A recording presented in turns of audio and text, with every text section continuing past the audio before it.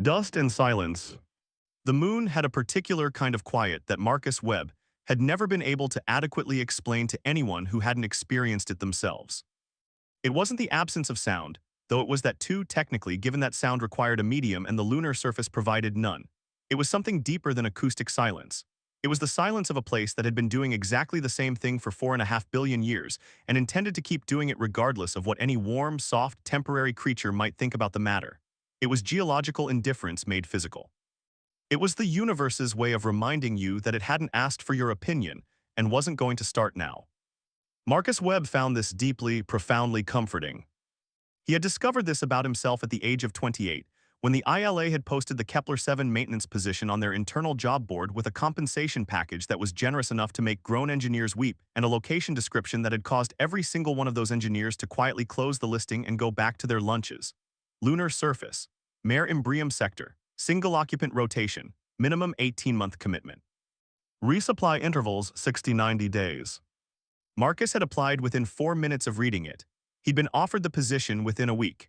He'd been on the shuttle within a month, watching the blue curve of Earth shrink behind him with the expression of a man watching a complicated relationship finally reach its natural conclusion. That had been 6 years ago. He had renewed his contract 3 times. Each renewal conversation with his ILA coordinator Priya followed an identical pattern. She would pull up his file, look at the renewal request, look at her screen, look at the request again, and say in a voice carefully balanced between professional concern and personal bewilderment, "Marcus, you've been up there for," and then cite the current duration. He would say, "Yes." She would say, "And you're requesting another 18 months." He would say 36 actually. She would type something. Then she would ask, with the tone of a woman genuinely trying to understand if he was happy up there. And Marcus would think about the silence and the gray plains and the stars hanging motionless above the dome and the way a good repair felt like a conversation resolved, and he would say without any uncertainty whatsoever, "Yes." Priya had stopped trying to understand him after year 3. She processed his contracts now with the resigned efficiency of someone who has made peace with a situation they cannot change, and Marcus respected her deeply for it. Outpost Kepler-7 was not, by any objective architectural standard, beautiful. It was a functional assemblage of pressurized structures connected by enclosed transit corridors, arranged on the lunar regolith with the aesthetic philosophy of someone who had been told to make things work and hadn't been given any additional instructions after that. The main habitat dome was the largest structure, 60 meters across, enough interior volume to feel like a home if you were the kind of person who didn't need other people to make a place feel like a home, which Marcus was. Radiating outward from it were the service corridors, one leading to the fuel depot array, one to the communications tower and its accompanying equipment bay, one to the trio of hauler bays where ships docked for servicing, and one to what the original construction manifest called the secondary storage annex, and what Marcus called the room where things go until I figure out what they are. The hauler bays were his favorite part of the outpost. Each one was large enough to accommodate a mid-class cargo hauler with its landing struts deployed, which meant large enough to swallow a modest house with room to spare, with reinforced decking overhead crane systems, a full complement of maintenance hardpoints along the walls, and lighting rigs that Marcus had reconfigured over the years to produce something closer to natural daylight rather than the flat institutional brightness they'd arrived with. Bay 1 was for active work. Bay 2 was for parts storage and the long-term projects that needed space to sprawl. Bay 3 was the one he kept cleanest, for reasons he'd never articulated even to himself, only that it felt right to have one space that was always ready. His tools were organized with a precision that would have surprised people who knew him casually, though not people who knew him well. There were not many people who knew him well. The tools didn't care either way, but they stayed where he put them, which was more than he could say for most things. A typical day at Kepler-7 began at 600 station time, when Marcus's alarm produced a sound like a distant foghorn, and he lay in his bunk for approximately 45 seconds staring at the curved interior of the habitat dome, cataloging any sounds that were wrong, any hiss or rattle or vibration that hadn't been there the previous morning. Usually there were none. Occasionally there was something minor, a seal working its way loose in the thermal cycling, a ventilation fan developing an opinion about its bearing grease. Once, memorably, there had been a subsonic resonance that had taken him 3 days to track down and had turned out to be a single loose bolt in the communications array vibrating at exactly the resonant frequency of the dome's secondary support struts.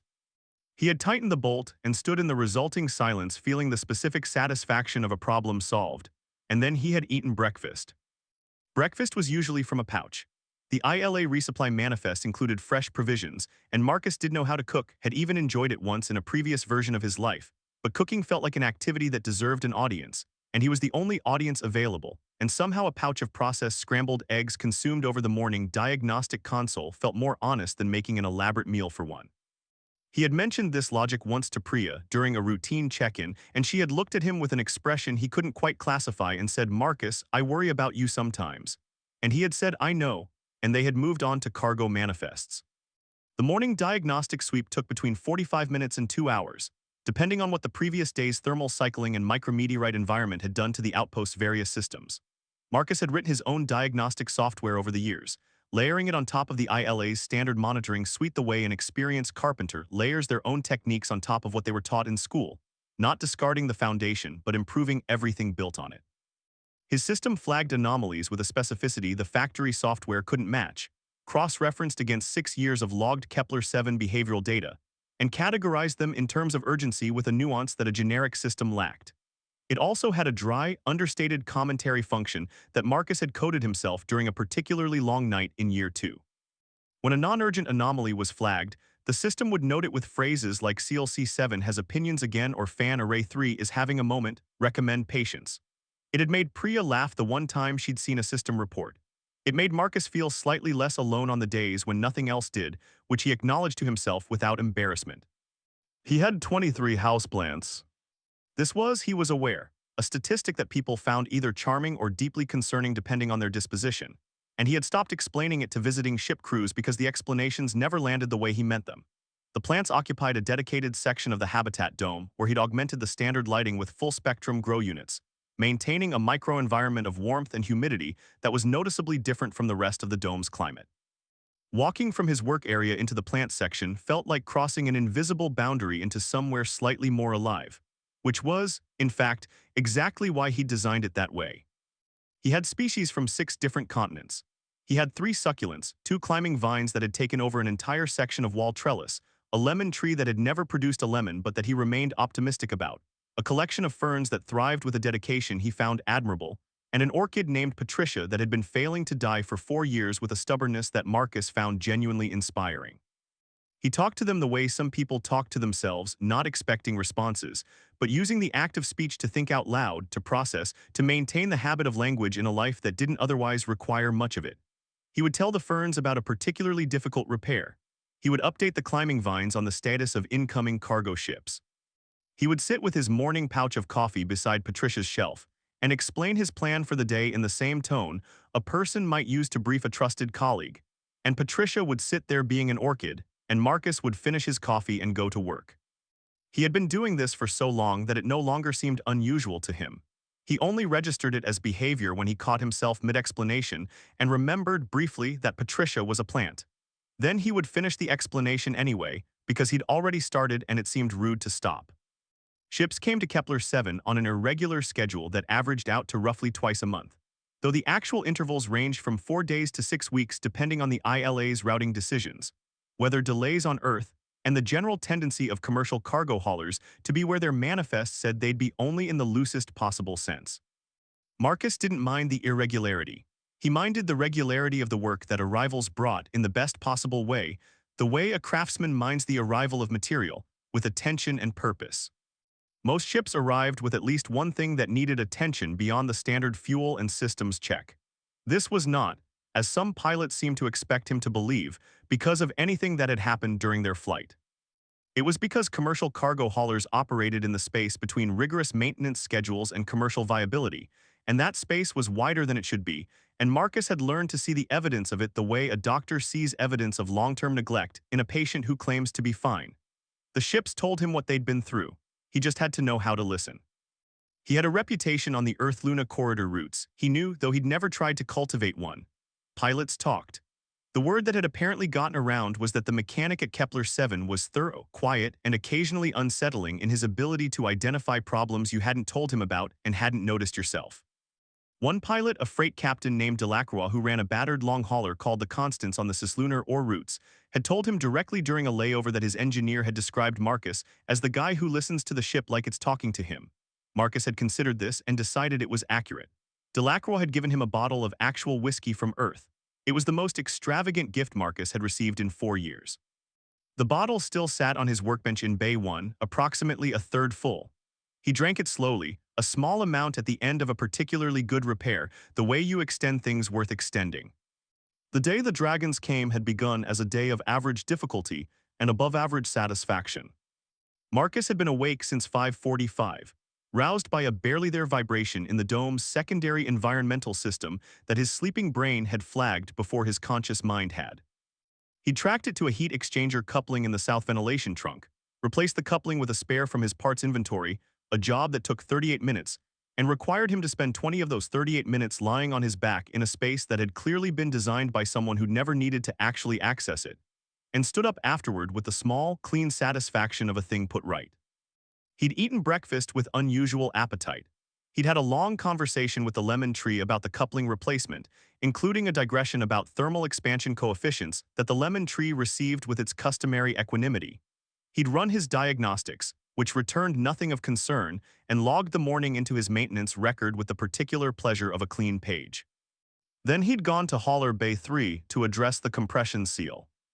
The seal was on the secondary coolant loop of the bay's own environmental system, not critical, not urgent, but developing an inconsistency in its torque response that Marcus had been noting in his logs for 10 days, and had decided to resolve today before it became critical, the way you address a small problem before it becomes a large one, which was perhaps the most fundamental principle of his entire professional philosophy.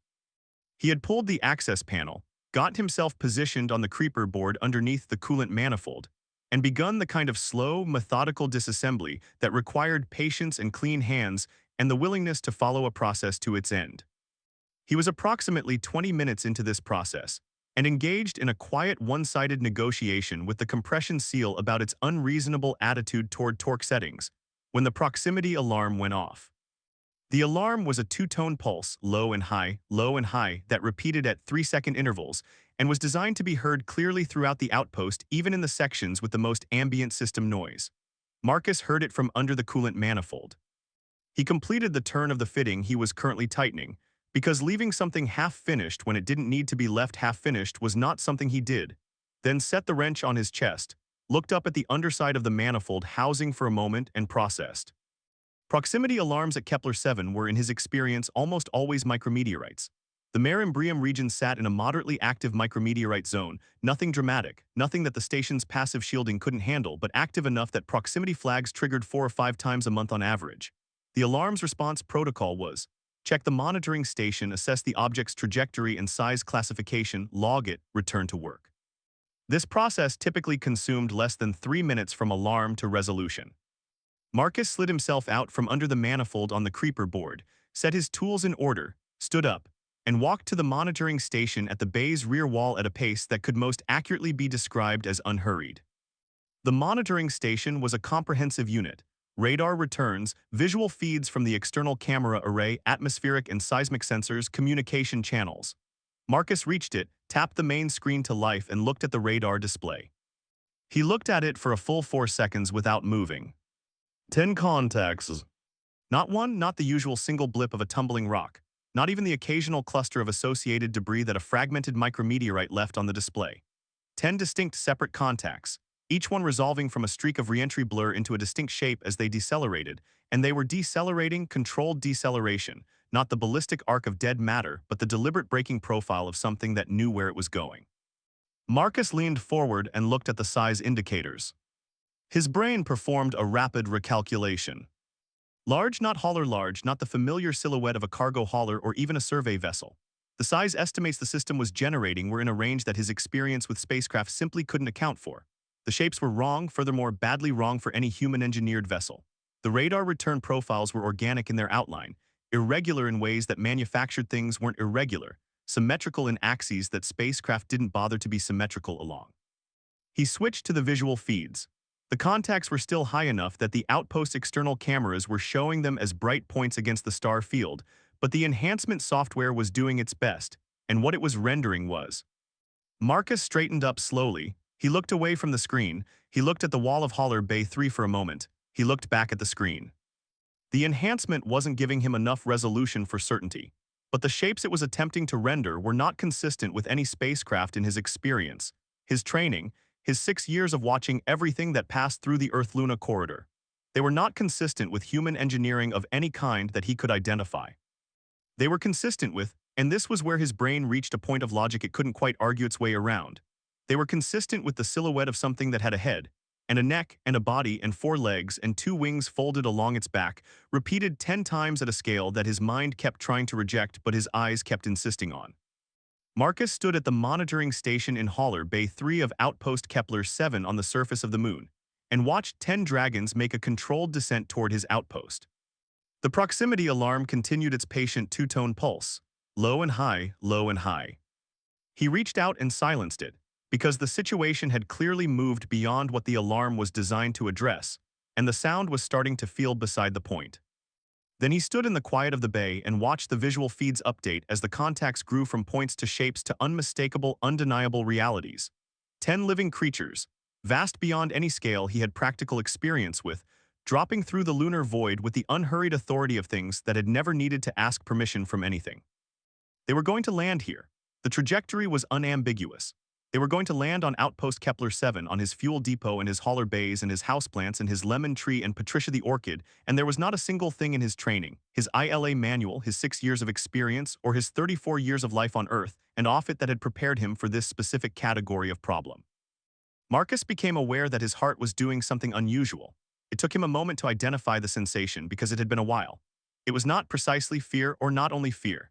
It was the feeling he got at the beginning of a repair he'd never done before, when the scope of the problem was clear but the solution was not yet visible, when the whole weight of the unknown was laid out in front of him and the only thing between where he was standing and the answer was work. He took a long, slow breath. He looked at the screen one more time, watching the 10 shapes resolve with terrible clarity into the last thing he'd expected to see outside his airlock window. Then he went to the equipment locker and began suiting up. His EVA suit went on in the same order it always did: lower torso assembly first, then upper, then gloves, then helmet with its satisfying final click of seal engagement. He ran through his checklist the way he always ran through it, methodically, without shortcuts, because shortcuts in pressure suit integrity were not something you indulged in regardless of how dramatic the external circumstances were. Pressure integrity confirmed. O2 supply nominal. Communication systems active. Visor heating on. His solar panels were on the south face. 2 of the contacts were tracking toward the south face. The job, as it presented itself to him in that moment, was simply this: go outside and deal with what was out there, because what was out there was here regardless of whether he went outside or not. And Marcus Webb had never once in his professional life stood inside while something that needed attending was outside waiting. He picked up his tool roll. He paused. He set it back down because he genuinely had no idea yet what tools the situation would require, and carrying the wrong tools was just weight. He would assess first. He would understand the problem before he reached for anything. He walked to the airlock and began the equalization cycle, watching through the small porthole as the cycling indicator moved through its sequence. And through the porthole beyond that, through the second door in the outer glass, he could see the lunar surface in its gray stillness. And in the distance, growing, the shadows of enormous wings crossing the regolith like the shadows of clouds, except there were no clouds on the moon. There had never been clouds on the moons. There was, Marcus thought, a first time for most things. The outer airlock door unsealed with its familiar soft percussion of pressure differential resolving, and Marcus Webb stepped out onto the surface of the moon to meet what was coming, carrying no tools and no script and nothing but 6 years of accumulated competence and the deep, unshakable calm of a man who had decided, somewhere between the monitoring station and the airlock, that whatever this was, it was going to be the most interesting problem he'd ever had. Behind him, inside the dome, Patricia the orchid sat on her shelf, neither knowing nor caring about what was happening. The first shadow fell across the regolith. Marcus looked up. Scales and negotiations. The first thing Marcus noticed, before scale or color or the slow, cathedral weight of their presence settling over the lunar plane, was that they were careful. That registered before anything else. In the seconds between their final approach and touchdown, as 10 enormous shapes dropped from the black toward the gray, each one adjusted subtly, deliberately, to avoid the outpost's external infrastructure. The communications tower stood untouched. The fuel depot array, which occupied a significant footprint on the outpost's eastern side, was given a wide, conscious berth. One of them, the midnight blue one, vast as a loaded freighter, banked at the last moment with an athleticism that had no business existing at that scale, altering its landing vector by perhaps 30 degrees to avoid a cluster of solar collection panels that Marcus had installed himself over 3 days 2 years ago and would have been genuinely upset to lose. They were being careful not to break his things. Marcus filed this away. It meant something, though he wasn't yet sure what. They landed in a rough ring around the outpost, and the impacts traveled through the regolith and up through his boot soles and into his legs like the memory of thunder, not sound, because there was no medium for sound out here but force, the physical fact of something enormous becoming stationary, transmitted through rock and metal and polymer composite directly into his body. He felt each landing. 10 distinct pulses, each slightly different in character, the way 10 different instruments playing the same note still sound like themselves. Then they were still. And Marcus Webb stood at the center of them in his EVA suit and looked. He had thought in the airlock that he was prepared for the reality of them. He had seen the radar contacts. He had watched the visual feed enhancement do its fumbling best to render their shapes. He had, in the compressed and practical way his mind handled difficult information, categorized what he was dealing with and allocated it to the part of his thinking that handled unknown variables. He had believed he was ready. He was not ready. The visual feed had given him shapes. The reality gave him presence. It gave him the gold one Tessavith, though he didn't know her name yet, whose scales caught the unfiltered sunlight and threw it back changed, warmer, richer, as though the light had been improved by the transaction. It gave him the deep green one, which was the color of old glacier ice where it went almost black with depth, and whose eyes were a pale and lucid amber that tracked him with an intelligence that landed in his chest like a weight. It gave him the midnight blue, which was not one color but 1,000 shifting as it breathed. As its scales moved over the architecture of its body, between blue and indigo and the particular darkness at the edge of space, where color ceased to mean anything. And it gave him the crimson one, which was nearest to him, which had walked, and the word walked was inadequate for what it did. The word walked belonged to creatures that occupied a scale Marcus's body understood, toward him in the seconds after landing, and lowered its head and looked at him. The head alone was the size of his cargo hauler bay's service vehicle. The eyes were molten copper, lit from within, and they held an expression that Marcus could not name with precision but which his instincts read as assessment. Not hunger, not aggression, the look of something determining what it was dealing with. Marcus breathed in, breathed out, felt his heart doing its complicated thing and acknowledged it and set it aside. The crimson dragon's nostrils, each one large enough to put his fist into, which was an observation he made only because his mind catalogued things whether he asked it to or not, flared once, twice. Taking in information, making sense of him in whatever way it made sense of things. Then its mouth opened. What came out was not sound in any framework Marcus could parse. It was multi-layered in a way that human speech wasn't, simultaneously pitched at registers he could feel in his diaphragm and registers he suspected were above his hearing range entirely, with a rhythmic structure that his brain kept trying to map onto language and kept sliding off. It lasted perhaps 4 seconds. Then his suit's communication system, which had been running its translation matrix in the background. The ILA had installed a universal language processing suite as part of the Outpost communication package. On the theory that humanity would eventually meet something worth talking to, produced a 2-second processing pause that he had never seen it produce before, not in 6 years, and every language it had been tested against. Then text scrolled across his visor's heads-up display. Small soft creature, you are the keeper of this place. Marcus took a breath.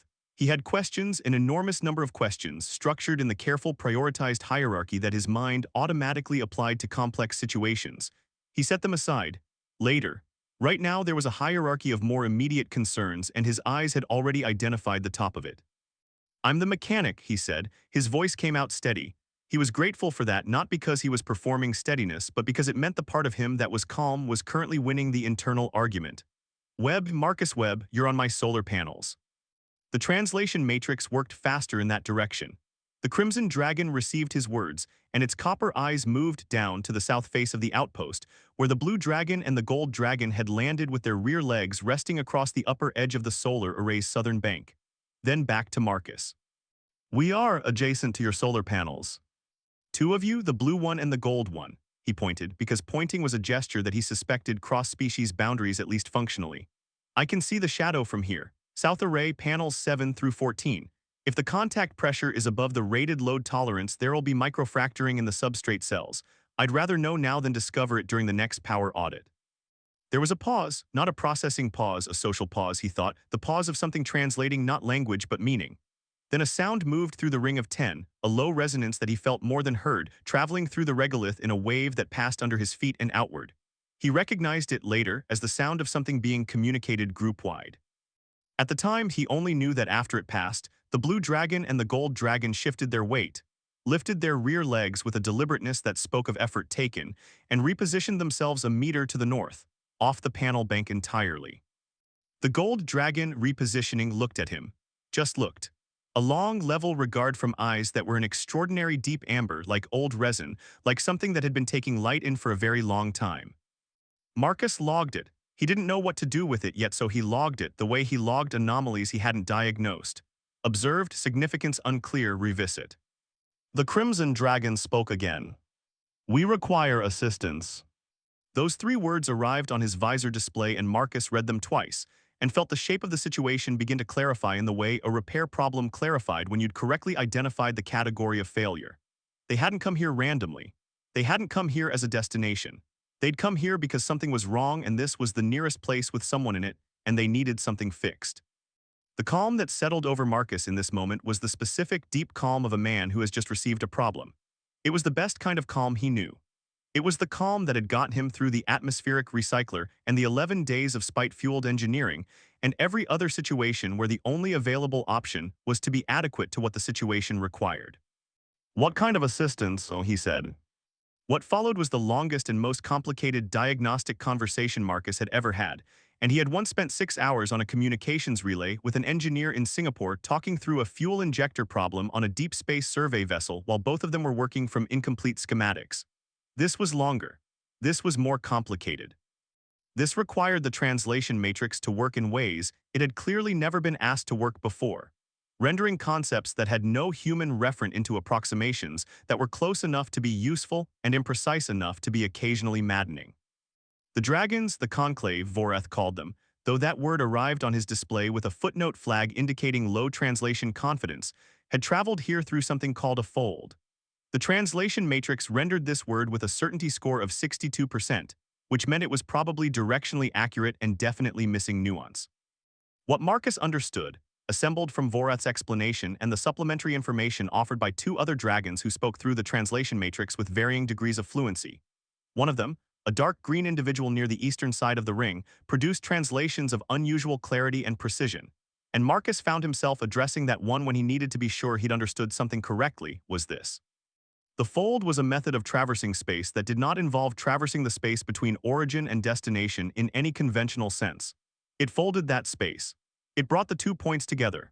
It was, as best as Marcus could interpret the mathematics being gestured at in the explanation, an application of principles that human physics had theorized about and never achieved. The dragons had been using it for what the translation matrix rendered as generations, which the date sense footnote flagged as meaning something between decades and centuries, depending on species lifespan calculations. It didn't have the data to perform.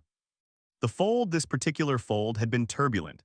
The translation matrix offered turbulent with a confidence score of 78% and a note that the original term carried connotations of structured chaos, which was not something Marcus had ever encountered as a technical descriptor but which he found he understood anyway. The fold had been rough. It had shaken things. And what it had shaken specifically were the heartstones. The explanation of heartstones took 40 minutes. Marcus stood on the lunar regolith in his EVA suit for all 40 of those minutes, listening with the total attention he gave to technical explanations regardless of their source, asking questions when his understanding snagged on something, requesting clarifications that the dark green dragon, whose name the matrix rendered as Saravath of the Still Waters with an unusual confidence score of 91%. Provided with a precision that made Marcus think this one had done translation work before, and understood what a working definition required as opposed to a poetic one. What he came to understand was this: a heartstone was not simply an organ, it was not simply a crystal. It was a structure that existed in the boundary between biological and mineral, grown over the first years of a dragon's life at a pace, and in a configuration that was unique to each individual, shaped by body chemistry and environment, and something the translation matrix kept flagging as essence, which Marcus took to mean something like constitutional character, the particular quality of the individual expressed in the crystal's geometry. It was once grown, the core of the dragon's thermal regulation, metabolic control, and intersystem energy distribution. It was also the mechanism through which they survived in vacuum, generating and maintaining a regulated field that allowed biological processes to continue without an external atmosphere. Without a functioning heartstone, a dragon could not survive in space. Without a functioning heartstone in cold vacuum, a dragon would begin to lose thermal regulation within. The matrix struggled here, produced several attempts at a time value, and finally settled on hours with a confidence score of 44%. Marcus took hours as a working figure and applied it to what he was looking at. 9 of the 10 had heartstones that were compromised in various ways. Some were running hot, the matrix said, producing too much energy, unregulated, spiking in ways that were currently manageable but trending toward dangerous. Some were running slow, sluggish, producing insufficient output for the demands being placed on them. 2 had developed what Voreth described as dissonance, which Saravath clarified as the heartstone's internal resonance pattern falling out of its correct frequency alignment. The crystal structure still intact but its vibrational behavior wrong, like a tuning fork that had been bent slightly out of true. And Tessavath's heartstone had stopped producing heat entirely. Marcus turned to look at the gold dragon when this was said. She was at the far edge of the ring, and from this distance the richness of her gold had taken on something else, a flatness, a dimming, as though the light that had been emanating from beneath her scales was being produced at lower wattage. She was still, very still, the kind of still that was not rest. His suit thermometer read the ambient temperature of the lunar surface at the current sun angle. He did the math in his head on what heartstones stopped producing heat implied for a biological organism in this environment, and the number he arrived at put a particular sharpness into the next thing he said. "How long has hers been offline?" he asked. Voreth and Saravath exchanged something, a sound, a look, a communication he couldn't parse, and then Saravath said, "Since the midpoint of the fold." He did the math on that too, from what they'd told him about the fold's duration. "Right," Marcus said. He said it the way he said right when a diagnostic had returned a result that clarified the timeline and moved a problem from the category of concerning to the category of needs to happen now. He turned back to Voreth. "Can I examine one of the others first, before I look at hers?" "Why the others first?" "Because I need to understand what I'm dealing with before I touch the critical case," Marcus said. "If I go straight to the most serious one and I don't know what I'm doing yet, I'm more likely to cause damage than fix anything. Show me a less urgent one first. Let me understand the problem, then I'll know how to approach hers." Voreth was still for a moment. The copper eyes moved over him in a way that Marcus felt the way you feel a wind that carries information in it. The sense of being read, assessed, measured against some standard he couldn't see. "You think before you act." "Usually," Marcus said, "when there's time, right now there's time, so yes." Another of those resonant sub-bass communications moved through the group. Then Saravath, the dark green one, walked forward, with the ground transmitting each step through Marcus's boot soles, and lowered herself to the regolith a few meters in front of him and turned to present her left side. Marcus walked to her. The cavity was behind the left foreleg, exactly where Voreth had said. It was apparent even through the scales, a slightly different quality to the surface there, a subtle iridescence that didn't match the surrounding scale color, as though something underneath was lit differently. Saravath shifted her leg to give him better access, and Marcus crouched and leaned forward and looked. The heartstone was visible through a natural gap in the scale arrangement, not an opening exactly, but a translucent region, scales grown thinner there the way a window is thinner than a wall. Marcus could see the crystal through it, and what he saw did something interesting to the part of his brain that solved problems. It was beautiful. He registered that first, the way you register important true things before you start working on them. It was the color of deep water and starlight combined, a blue that shifted toward violet toward silver as he moved his angle of view, pulsing with a slow organic rhythm, lub pause that matched, he realized after a moment, the rhythm of Saravath's breathing. Structure married to biology. Engineering that had grown rather than been built. He studied it for a long time without touching anything. The lattice misalignment was visible once he knew to look for it. It expressed as a subtle wrongness in the pulse pattern, not irregular in timing but irregular in shape, the energy moving through the crystal in a path that didn't follow the lattice's intended geometry, bleeding sideways at certain junctions, losing coherence. He had seen this failure mode before, not in biology, not in crystals. But he had seen it in piezoelectric sensor arrays when their mounting had been subjected to the wrong kind of vibration. The internal structure intact, but the orientation disturbed. The geometry correct, but the alignment wrong by fractions that translated into functional failure. It was the same problem. The fold had vibrated the heartstone lattices out of their correct internal orientation. The crystal hadn't cracked, the structure hadn't failed, it had been shaken, and what had been shaken could, potentially, be walked back. Marcus sat back on his heels on the lunar regolith and looked at the stars for a moment. The fixed, unwavering stars of a place without atmosphere, hard points of light that had been there for billions of years before he arrived, and would be there after everyone he would ever meet was gone. He thought with the methodical care he gave to thinking about what tools the problem required and which of those tools he had, and which he would need to build. Piezoelectric calibration rig, yes, he had one. It was in the secondary equipment bay, part of the sensor maintenance kit. Low-frequency resonance emitter with adjustable frequency range. No, he didn't have one as a complete unit. He had components that could become one. Time 6 hours if Saravath's Heartstone was the baseline case. More for the others depending on individual variation.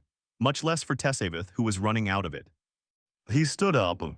I need to bring her inside first, he said, and he pointed, and there was no ambiguity about who he meant. The gold one, Tessavath. He had heard the name by now, had worked out which sequence of sounds in Vorath's speech corresponded to her. My hauler bay has full environmental controls. I can hold it at a temperature that'll slow the process while I build what I need to fix her. Vorath's great head swung toward him. You would bring a member of the conclave into your structure. My Bay 3 is large enough, Marcus said. I measured with my eyes. He paused, recalibrating his size estimate one more time against the reality in front of him. Tessavath, the others would be too tight, but her I can fit if she folds her wings. The sound that moved through the group this time was different, not the resonant sub-bass communication. Something higher, more varied, and Marcus had enough conversational data now to map it, tentatively, onto an emotional register. If he'd been describing it, he would have described it as the sound of surprise resolving into something that wasn't quite emotion but was adjacent to it. The sound of an expectation being not merely unmet but overturned. You are very small, Vorath said, and then, after a pause that felt like it was carrying something, and you are not afraid. Marcus considered this, because it seemed like a statement that deserved consideration rather than a reflexive answer. I'm a little afraid, he said. He said it the way he said true things, without hedging and without emphasis. But the job's still the job, being afraid of it doesn't change what it is. Vorath looked at him for a long moment. Those copper eyes, vast and lit with an inner light, moved over him the way light moves over something it's still deciding whether to illuminate. Then the Crimson Dragon lowered its head in a motion that Marcus would understand later was significant, a gesture that carried weight in conclave protocol, a gesture that was not made lightly. At the time, he registered it as acknowledgement, as permission to proceed. Okay, he said. He turned toward the airlock. Give me 20 minutes to get Bay 3 cleared and prepped, then bring her to the main entrance. I'll guide her in. He started walking. Behind him, the 10 dragons were still, watching the small human cross the regolith toward his outpost with his hands loose at his sides and his stride steady and his mind already 3 steps ahead, already in the bay, already building the list of components he would need, already beginning the work. He had 20 minutes and a patient problem. He did not waste either. The interior of Hauler Bay 3 changed when Tessavath entered it. It wasn't the physical change, though that was substantial enough, a dragon her size filling the bay's volume the way a held breath fills a room, her folded wings brushing the overhead crane track with a sound like heavy fabric, her tail curled against the far wall with a pragmatic care that Marcus appreciated. It wasn't even the heat differential, the warmth her body radiated even in its compromised state, raising the bay's ambient temperature 4 degrees in the first 10 minutes. It was something less measurable. The space had a different quality with her in it, denser, more present, as though the bay had previously been practicing at being a room and had now been asked to be one in earnest. Marcus registered all of this and then put it aside and went to work. He talked while he worked. This was not a performance of calm, it was simply what he did, had always done, the habit of a man who thought better with a running commentary and had never had a reliable audience for it. The plants had trained him into a particular mode of explanation, clear, sequential, honest about uncertainty, unhurried. The misalignment is consistent across what I've seen, he said, pulling the piezoelectric calibration rig from its storage cabinet and setting it on the main workbench. The fold vibration disturbed the lattice orientation without fracturing it. The crystal's intact, the structure's there. I just need to walk the alignment back into its correct geometry one frequency band at a time. He opened the rig's case and checked the components methodically. The problem is the resonance emitter. Standard calibration rigs work with external crystal structures, sensor arrays, structural monitoring systems. They're not designed to work through biological tissue.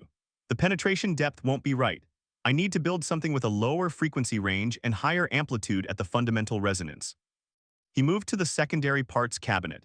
His hands were already ahead of his thinking, pulling items before his conscious inventory was complete. The old sonar array from the seismic monitoring kit, the variable frequency oscillator he'd been saving, the 3 atmospheric sensor modules from the decommissioned weather station equipment. He laid them on the workbench in a row. Tessavath watched him. She watched him the way very still, very large things watch small, moving ones with a quality of attention that was total without being intrusive, present without being pressuring. She breathed in long, slow intervals. Her heartstone's pulse was visible even from across the bay, a faint, irregular amber light beneath her scales faltering. Marcus built the emitter. He talked through it. He explained the frequency selection logic, the amplitude calculations, the reason he was using the sonar array's transducer as the primary emission element rather than any of the oscillator's native outputs. He explained why he was coupling the atmospheric sensor modules into the signal path, for feedback, so the emitter could read the crystal's response in real time and he could adjust. He explained what he expected to happen when he ran the first test pass and what he would be watching for, and what would tell him he'd gotten the frequency wrong. Tessavith listened. At some point in the second hour, she spoke. "You speak to me as though I am not terrifying," she said, and her voice through the translation matrix was low and careful, as though she was choosing each word with deliberate attention. It was the first time she had spoken since entering the bay. Marcus looked up from the emitter assembly. He looked at her, the full reality of her, the amber eyes and the dimmed gold scales, and the enormous, careful stillness of a creature trying not to let on how frightened it was. "You're sick," he said. "Sick things aren't terrifying, they're just in need of a fix." He went back to the emitters. The silence that followed was not the silence of things going wrong. It was the silence of something being received. What the silence was worth. The first hour was the hardest. Not technically, the first hour was the most uncertain, which was a different thing. Hardest implied suffering, and Marcus Webb did not suffer through difficult work the way some people did, wearing the difficulty as a kind of performance, making sure the effort was visible. He absorbed it instead, took it inward, let it become the texture of concentration rather than the weight of burden. But the first hour with Tessavith was hard in the way that a repair is hard when the margin for error is small, and the consequence of getting it wrong is not a logged maintenance failure, but something irreversible. He had tested the emitter on Saravath first, before bringing it inside.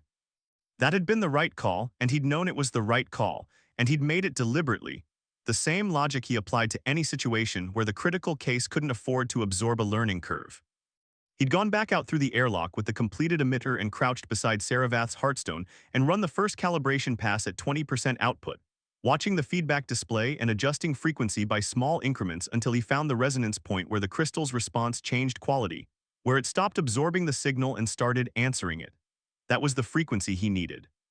That was the conversation the emitter needed to have with the lattice, and finding it in Saravath first meant he walked into the bay with Tessavith knowing the approximate range, knowing the shape of the signal, having done the thing once already with a case that had margin in it. Saravath had looked at him after the test pass, looked at him with those pale amber eyes, and made a sound the translation matrix rendered as, "It is different. The weight inside, it is less wrong." "Good," Marcus had said, "that's what it's supposed to feel like." He'd told her he'd come back to her. She'd lowered her head in the gesture he was beginning to understand carried meaning, and he'd taken the emitter inside. Now he positioned himself beside Tessavith's left foreleg, the emitter resting on a wheeled service stand he'd adjusted to the right height, the feedback display angled so he could read it without shifting his stance. He'd rigged an additional thermal monitor, pulling the sensor off one of the bay's wall units and repurposing it to track Tessavith's core temperature in real time. That number was the one that mattered most. Everything else was process. That number was outcome. He ran the emitter at 15% output on his first pass. The feedback display showed what he expected. The signal entering the heartstone's lattice and scattering, finding no coherent pathway, losing energy to the biological tissue surrounding the crystal. He watched the scatter pattern and read it the way he read vibration signatures in machinery, looking for the shape within the noise, the hint of structure that would tell him where the lattice's residual alignment was strongest, which junctions still held their geometry, which ones had drifted furthest. He adjusted frequency by increments smaller than he had with Saravath, because Tessavith's stone was further gone and the margin for overshoot was proportionally smaller. Too much energy at the wrong frequency didn't just fail to work, it could drive the misalignment deeper, push the lattice further from its correct geometry, and at the stage Tessavith was at, further was a direction Marcus refused to go. Patient, he told himself. Not the word he said aloud, he was talking through the frequency adjustments, narrating the feedback display readings, explaining what each scatter pattern told him. But underneath the talking in the part of his mind that ran the deeper processes, the word was patient. The job would take what it took. Rushing was a decision to fail faster. Tessavith breathed in slow intervals. The thermal monitor's number sat at the low end of what Marcus had mentally designated as the hold zone, cold enough to be serious, not yet cold enough to be critical. But the distance between those two descriptions was not large and was getting smaller with time. In the second hour, he found the first resonance point. It announced itself on the feedback display as a sudden coherence in the scatter pattern, the signal finding a pathway through the lattice and following it, the crystal briefly answering in its own frequency before the misalignment disrupted the response. It lasted less than a second, but it was enough. It was the first word of the conversation, the crystal telling him, "Here, this is where I still know myself." Marcus felt something loosen in his chest that he hadn't fully registered as tight. "There you are," he said quietly, and he wasn't sure if he said it to Tessavith or to the Heartstone or to the problem itself, which had just revealed its shape to him the way problems did when you stayed with them long enough. He noted the frequency. He adjusted the emitter. He began the first real calibration pass. He worked through the lunar night cycle and into the next day period without meaningful rest. The station's interior lighting made these transitions arbitrary. The sun moved in its slow lunar arc regardless of what Marcus needed it to do, and the bay's overhead rigs maintained their steady full-spectrum daylight. But his body tracked time through other means. The particular weight that settled behind his eyes around hour 8. The way his hands became slightly less precise around hour 12, and he compensated by slowing his adjustment increments, taking more passes at each frequency band rather than expecting his hands to do fine work they weren't currently capable of. The hunger that arrived and then departed, and then arrived again more insistently around hour 15, which he addressed with 2 pouches eaten standing at the workbench without interrupting the emitter's operation, because the calibration process had achieved a momentum he didn't want to break. He slept once. 4 hours on the cot. He'd moved into the bay's corner, not inside the main habitat dome where his bed was, because he didn't want Tessavith to be alone in here without him, which was a reasoning he didn't examine too closely because it was fundamentally not logical, and he knew it, and it was true anyway. He set an alarm for 4 hours, lay down in his coveralls, and was asleep before the thought completed itself, and awake precisely when the alarm sounded and back at the workbench within 3 minutes. Tessavith had watched him sleep. He knew this without having seen it, the way you know certain things about a room you've been in, the knowledge arriving through some channel that wasn't precisely sensory. When he came back to the workbench, she made a sound that the translation matrix didn't render as words, only as non-linguistic vocalization, intent unclear, emotional register, uncertain. Marcus accepted this and picked up the emitter and went back to work. They had talked in the hours before the sleep break. Not technically, the conversation had been fragmented, interrupted by long periods of silence on both sides, spread across the texture of work rather than organized into an exchange. But talking had happened, real talking, the kind that moved between 2 individuals and left marks. Tessavith had asked about the plants. She had seen them through the bay's interior window, the viewport that looked from the bay into the connecting corridor, beyond which the habitat dome's plant section was just barely visible as a green warmth. She had asked what they were, and Marcus had explained, and somewhere in the explanation it had become a real answer rather than a technical one, and he had told her about Patricia and the lemon tree and the 6 years of talking to things that didn't talk back, and the way the silence out here was different from the silence he'd known on Earth. How Earth's silence was always temporary, always about to be broken by something. And the moon's silence was permanent and honest, and didn't pretend to be anything other than what it was. Tessavith had been quiet for a while after that. Then she had said, "We also have things that do not speak, stone faces, old places, fold corridors that have been traveled so many times the space itself has worn smooth, we sit in them sometimes, just to be in something older than our own noise." Marcus had adjusted a frequency setting. "That's it," he had said, "that's exactly it." The thermal monitor number had climbed 0.2 of a degree during that exchange. He noticed it. He didn't mention it. He filed it in the category of things that were probably connected but that he would not pretend to fully understand. The realignment of Tessavith's Heartstone took 22 hours of active calibration work, spread across 31 hours of total elapsed time. It was not a single continuous process. It was 17 distinct passes across different frequency bands, each one nudging a specific portion of the lattice back toward its correct orientation, each one informed by the feedback from the last, each one building on the accumulated work of all the passes before it. It was the most intricate calibration work Marcus had ever done, and he had done calibration work on systems most engineers never saw in their careers. And he was aware of this, aware of the scale of what the problem had required from him, in the same way he was aware of the temperature outside the dome, as a fact about the environment, not as a fact about himself. He was also aware that he was enjoying it. Not in a way he would have said aloud, because saying it aloud would have required acknowledging that he was enjoying a situation in which a living creature was in danger, which wasn't what he meant. He meant something more precise. The quality of his attention during these 31 hours had been better than it had been in a long time, fully deployed, not a fraction of it elsewhere. Every instrument of his mind pointed at the problem, tracking the feedback, adjusting, reading, responding. It was the state he was best in, and he hadn't been in it this completely for longer than he could immediately recall, and somewhere underneath the work he was grateful for it. At the 18th adjustment, something changed. Not on the feedback display, the display changed too, but that was aftermath. What changed first was something Marcus perceived through the emitter itself, a shift in the resistance of the signal's path through the crystal, the way you perceive through a tool the moment a fastener reaches its proper torque, a quality of rightness. The signal had been working against misalignment for 22 hours and now suddenly incrementally it wasn't. The lattice had found its geometry. The last resistant junctions had been walked back into alignment, and the crystal's internal architecture had clicked, not a literal sound, nothing physical, but the felt sense of a system resolving into its correct configuration. Marcus held his position. He watched the feedback display. The scatter pattern was gone. The signal moved through the lattice in clean, coherent pathways, following the crystal's proper geometry, losing almost no energy to the surrounding tissue. The Heartstone's response frequency came back strong and clear and whole.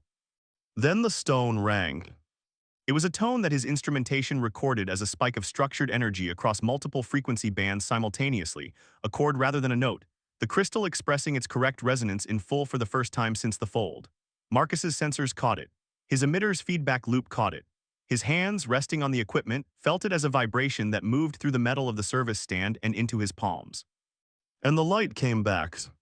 It came back the way dawn comes back. Not all at once, not a switch thrown, but a rising. A warmth building from inside, the amber dimness beneath Tessavith's scales brightening through gold to something that was actively, aggressively, joyfully gold. Scales lit from within like stained glass with a sun behind it.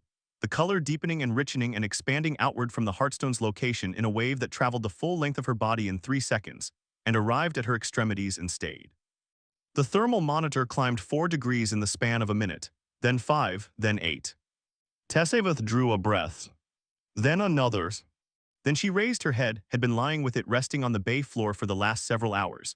Conserving, patient, trusting, and the sound she produced shook the overhead crane track and vibrated the viewport in its seals, and traveled through the floor and up through the legs of the workbench, and through Marcus's boot soles and into his bones and out through the airlock, and across the lunar regolith to where 9 dragons waited in the silence. Marcus sat down on the floor of Hauler Bay 3, put his back against the wall, and let out a breath that had apparently been waiting to leave his body for 31 hours. Okay, he said. He said it to the room, to the thermal monitor showing its climbing number, to the feedback display with its clean, coherent signal pattern, to the bay which had held them both and done its job. Okay, that one worked. Tessavith looked at him. Her eyes, which had been the muted amber of a creature rationing its resources, were bright the same deep warm amber but lit now from behind, lit properly, lit by a system running at its correct output.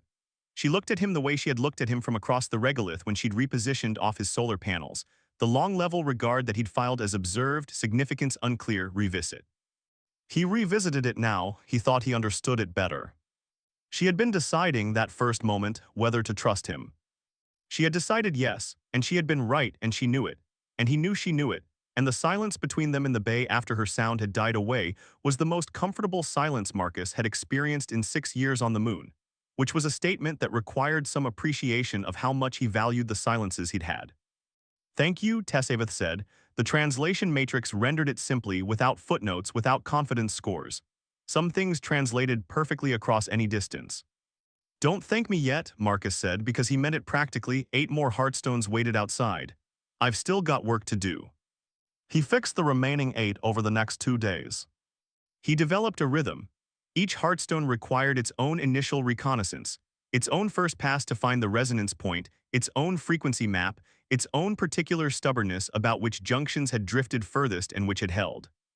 Each one was distinct in the way that each individual was distinct, the crystal's geometry shaped by the specific character of the creature it belonged to, and Marcus found himself paying attention to this, filing it as information even when it had no direct technical application.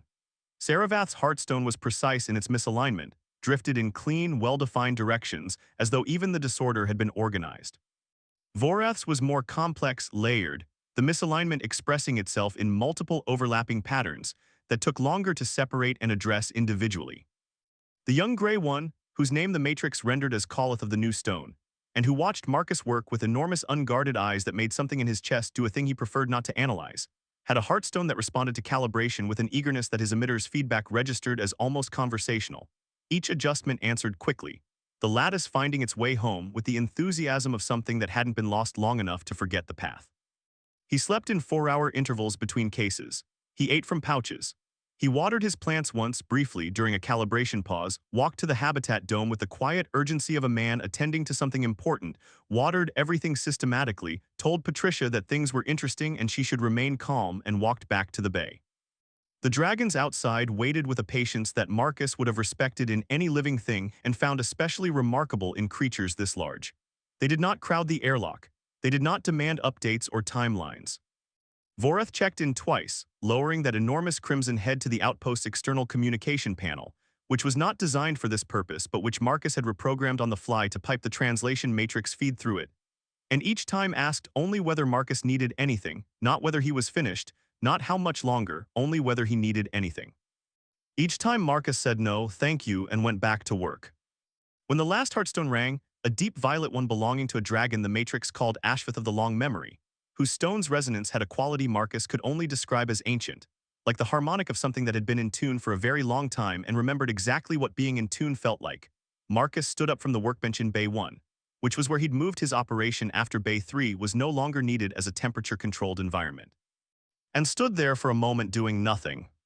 He realized, tired in a way he hadn't been since the 11 days with the atmospheric recycler.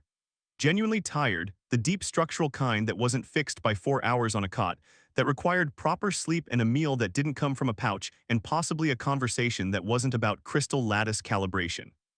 He was also, underneath the tiredness, something he took longer to identify. Satisfied wasn't the right word, though he was that. Satisfied was what he felt after any repair done well. This was larger than that. This was the feeling of having been adequate to something that had required more than his ordinary adequate, the feeling of having been stretched toward the edge of what he could do, and having found that the edge was further out than he'd known. He had not known he needed that information. He picked up his tool roll, and then set it back down, and then walked to the airlock and put his suit on for what he calculated was the 9th time since the dragons had landed, and stepped outside. The lunar surface in this day-angle light was different from the surface he'd stepped onto 3 days ago.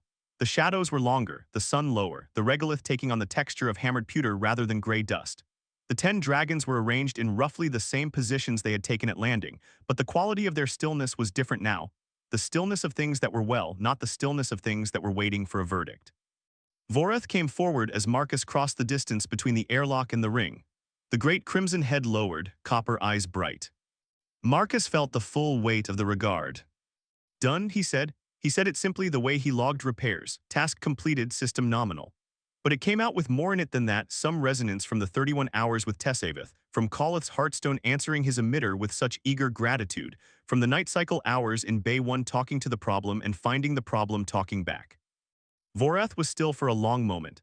Then, the conclave has traveled far. We have encountered many species, many individuals. In those encounters, assistance has come in forms we recognized, contracts, tribute, exchange of value, obligation incurred.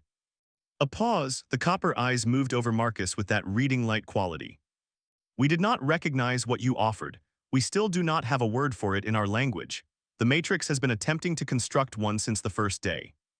Marcus thought about this. What's it come up with so far? Several approximations, none satisfactory.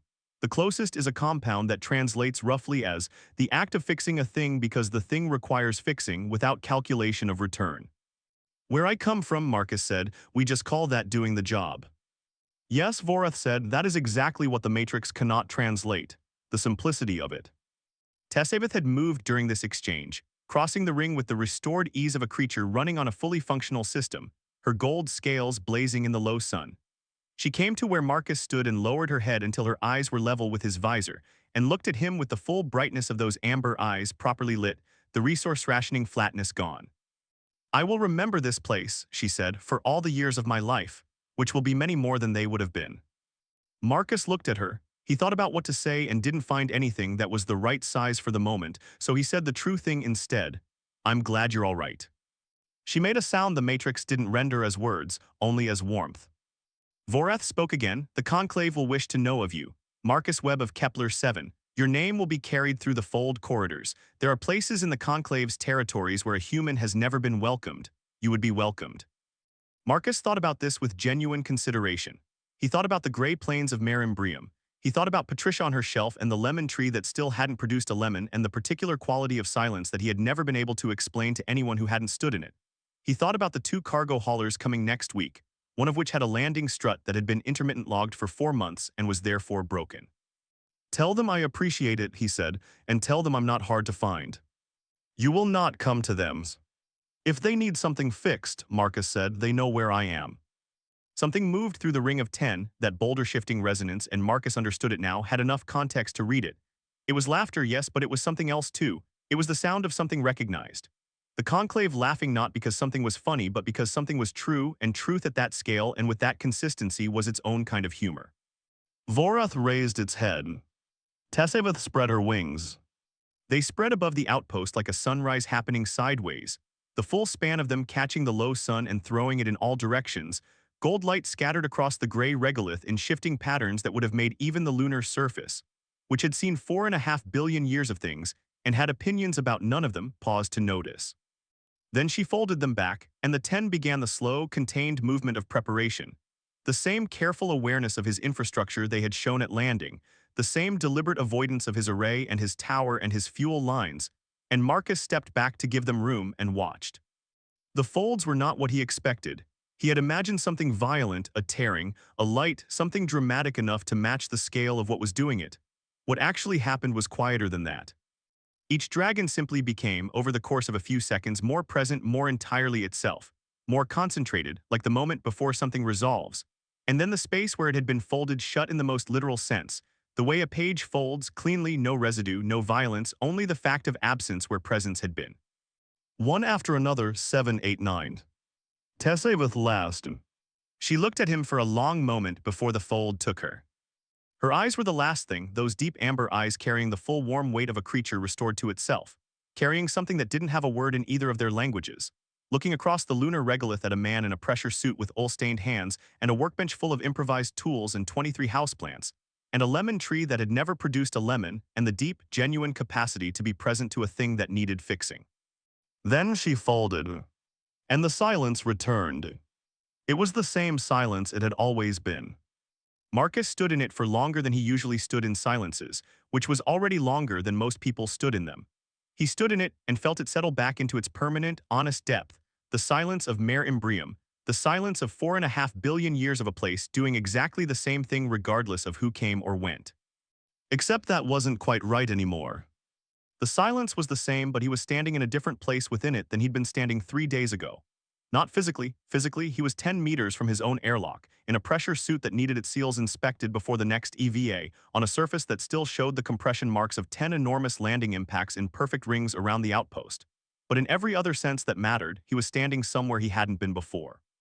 He had been to the edge of what he could do and had found the edge was further out, and the silence beyond that edge was the same silence, but he was someone slightly different inside it.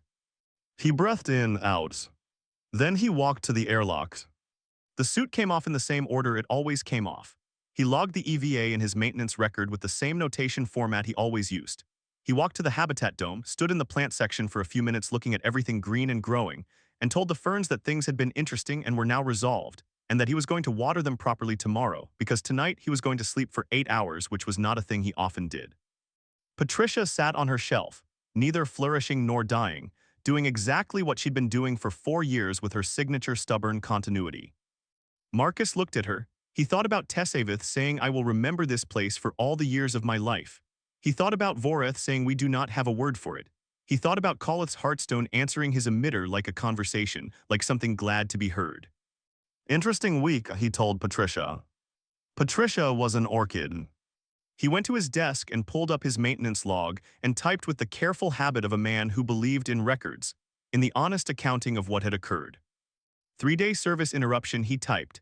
External, nature, unforeseen, 10 individuals requiring Heartstone lattice realignment post-fold transit trauma, resolved using improvised resonance emitter components sourced from existing inventory. All cases nominal at departure. He paused. He thought about the word Vorath had said the translation matrix couldn't find, the compound that kept coming out wrong, the simplicity of it. No parts costs, he typed, no structural damage, solar panel frost negligible. He stopped, he looked at the screen for a moment. Outside the dome, the lunar plane was the gray it had always been, the stars above it the fixed and permanent stars, the silence that had been here before him and would be here long after. He added one more lines. Note the job is always the job, do it well and let the rest take care of itself. He saved the file. He went to check that the landing strut was in the maintenance queue for next week, confirmed that it was, added a note to pull additional shim stock from the parts inventory because intermittent landing strut issues at the 4-month logged stage were almost always shimming problems, and then closed the console. He slept for 8 hours. He dreamed about light the color of deep amber, and the sound of something becoming whole again, and the particular quality of a silence that has been trusted and found worthy of trust. And somewhere in the dream, the lemon tree had finally, inexplicably, produced a lemon small and bright and yellow in the full spectrum glow of the grow lights. And he stood looking at it with the feeling of a thing that has taken its time but arrived exactly when it was meant to. He woke to the silence of Mare Imbrium. He made coffee from a pouch. He ran his diagnostics, which returned nothing of concern. He watered his plants. He went to work.